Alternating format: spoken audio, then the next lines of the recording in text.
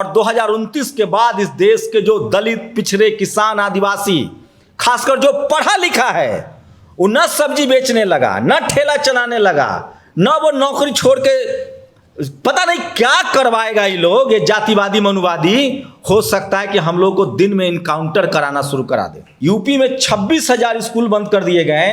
ये अनुप्रिया पटेल, राजभर और निषाद जो उसके पार्टी के अलायंस में है, ये सब दोषी हैं हमारे दलित बैकवर्ड नेता।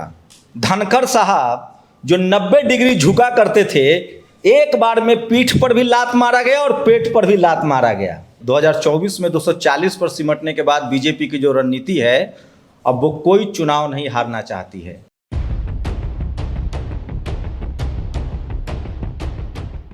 जितने यहाँ सम्मानीय हमारे समाज के बड़े लोग हैं, खासकर जज साहब, कैद साहब हैं, मैं पत्रकार के तौर पे उनके काम को जानता हूं। दीपांकर भट्टाचार्य को खासकर थैंक यू बोलूँगा, क्योंकि मैं उनके सारे बिहार के विधायकों से मिला हूं और पता नहीं उन्होंने सामाजिक न्याय के ऐसे ऐसे विधायक कैसे बनाए हैं। दीपांकर जी के लिए ताली मारिए। उन्होंने जो टिकट दिया है बिहार में, मैं पत्रकार के तौर पे मिल रहा हूं।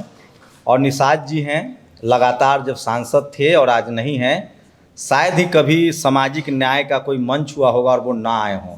तो निषाद जी, आपका तहे दिल से शुक्रिया। और सोचिए, मैं 2-3 बातें कह के 2 मिनट में ख़त्म करूंगा। मैं एक पत्रकार हूं और मैं आपको गारंटी के साथ अब कह रहा हूं कि जो बिहार में मैंने स्थिति देखी है, 2014 पर सिमटने के बाद बीजेपी ने, 2024 में 240 पर सिमटने के बाद बीजेपी की जो रणनीति है, अब वो कोई चुनाव नहीं हारना चाहती है। और इसके लिए चुनाव आयोग ने, ये जो ज्ञानेश कुमार है और इसके जो पीछे था, आप यकीन मानिए इस देश में अब कोई भी चुनाव बीजेपी हारने नहीं जा रही है अगर जनता सड़कों पर नहीं उतरेगी। तो आप समझिए, इस देश में SC ST OBC का रिजर्वेशन सुप्रीम कोर्ट में 75 साल बाद कब लागू हुआ? जब कोई दलित जज बना, उसके अंदर भी रीड होना चाहिए। और मैं इस मन से 2-3 चीज़ें कहना चाह रहा हूँ। सोचिए, धनखड़ साहब जो 90 डिग्री झुका करते थे, एक बार में पीठ पर भी लात मारा गया और पेट पर भी लात मारा गया। तो RSS ने तय कर लिया है कि अब हम उसी को रखेंगे जो RSS की विचारधारा से हो, और थोड़ा भी लेफ्ट राइट किया तो उसको पेट पर भी लात मारा जाएगा और पीठ पर भी। मैंने तो सुना है कि नरेंद्र मोदी जी का भी पत्ता कट गया है। लेकिन सोचिए, मुझे ताज्जुब हो रहा है, यूपी में 26,000 स्कूल बंद कर दिए गए। ये अनुप्रिया पटेल, राजभर और निषाद जो उसके पार्टी के अलायंस में है, ये सब दोषी हैं हमारे दलित बैकवर्ड नेता। बिहार में अगर बीजेपी चुनाव जीतती है तो इसके लिए सबसे पहले क्रेडिट जाएगा चुनाव आयोग को, और उसके बाद मांझी जी को और चिराग पासवान को। ताज्जुब होता है, बिहार में जो 2 करोड़ लोग वोटर लिस्ट से बाहर होंगे, मैं 3 महीने बाद बिहार से आया हूं, वो सब के सब दलित पिछड़े हैं। आज हो सकता है कि वो RJD समर्थक हो या CPI-ML के समर्थक हो। जो RSS की प्लानिंग है, 10 अगर 2029 में नरेंद्र मोदी की सरकार या बीजेपी RSS की सरकार आ गई, तो आप दावे के साथ कह सकता हूं कि इस देश में सिर्फ 20 करोड़ वोटर बचेंगे, और वो लोग बचेंगे जो RSS के समर्थक हों।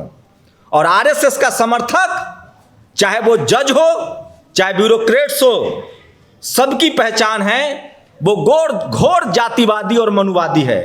वो इस देश के 90% लोगों को जो 10 रोटी में गुजारा कर रहे हैं, 80 करोड़ लोग जो उनके 5 किलो राशन पर लाइन लगा रहे हैं, 40 करोड़ लोग जिनके पास ना घर है और ना जमीन है, इनका वोट का अधिकार छीना जाएगा। और मैं दावे के साथ कह सकता हूं कि अनुप्रिया पटेल, राजभर, ये जितने लोग आज बीजेपी के गोद में बैठे हुए हैं, इनके बच्चे भी संसद का मुंह नहीं दिख पाएंगे। हमसे लिखवा लीजिए। और आज अब ऐसा वक्त आ गया है कि अब जो वक्त आ गया, अगर एक बार RSS को और मौका मिल गया और बिहार चुनाव में अगर वो जीत गई, तो मैं गारंटी के साथ कह रहा हूं कि आने वाला न तो वो कोई चुनाव हारेगा, और 2029 के बाद इस देश के जो दलित, पिछड़े, किसान, आदिवासी, खासकर जो पढ़ा लिखा है, वो न सब्जी बेचने लगा, न ठेला चलाने लगा, न वो नौकरी छोड़ के पता नहीं क्या करवाएगा। ये लोग, ये जातिवादी, मनुवादी, हो सकता है कि हम लोग को दिन में इनकाउंटर कराना शुरू करा दे। और ऐसे मीटिंगें नहीं होंगी। ये इतना बड़ा खतरा है।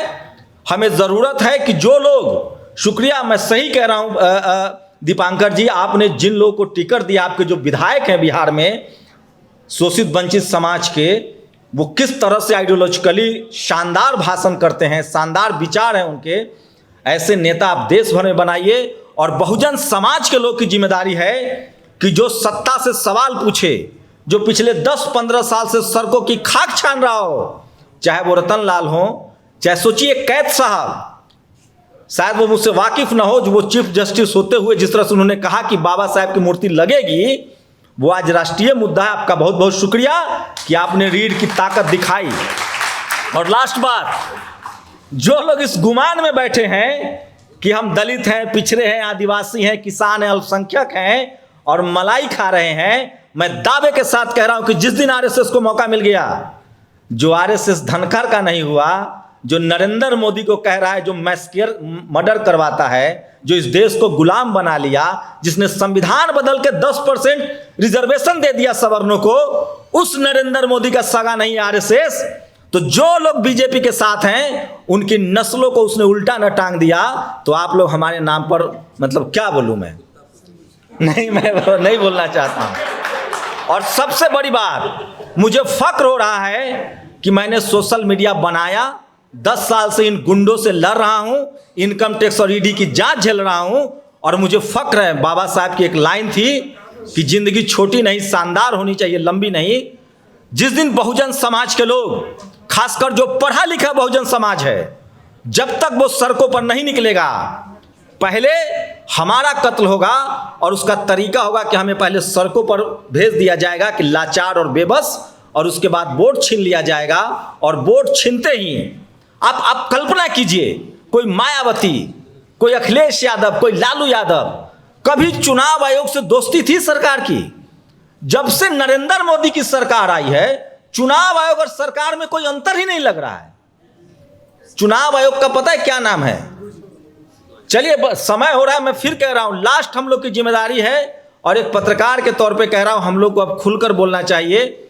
और जाइए गांव में, और कम से कम सब लोग यहां जो बैठे हैं, जाके बिहार बचाइए। लिटमस टेस्ट है उनका, अंतिम ओपन बैटल ग्राउंड है। बिहार अगर वो जीत गए, जो अभेद किला है आरएसएस का, तो देश में वो कब्जा कर लेंगे। और इस देश के 90% लोग लाचार, बेबस, मजदूर, और उसके बाद वोट का अधिकार भी चला जाएगा, संविधान भी नहीं बचेगा।